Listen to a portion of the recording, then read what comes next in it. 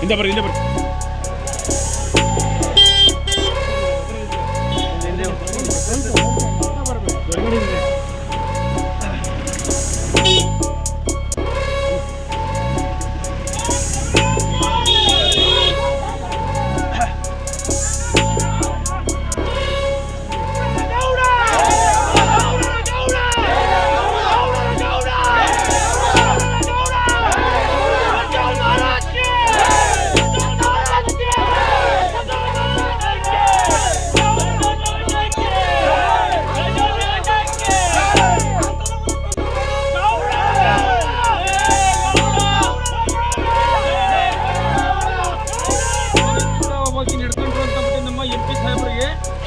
ಈಗ ಎಂಕ್ವೈರಿ ನಡೀತಾ ಇದೆ ಮಾಜಿ MP ನಮ್ಮ ಪ್ರಜ್ವಲಣ್ಣವರಿಗೆ. ಹಾಗೆ ಈ ಪೆನ್ ಡ್ರೈವ್ వచ్చిದಂತ ಲೋಫರ್ಗಳನ್ನ ಇನ್ನೂ ಯಾಕೆ ಪೊಲೀಸರು ಅರೆಸ್ಟ್ ಮಾಡದೇನೆ ನಾಟಕ ಮಾಡ್ತಾ ಇದ್ದಾರೆ?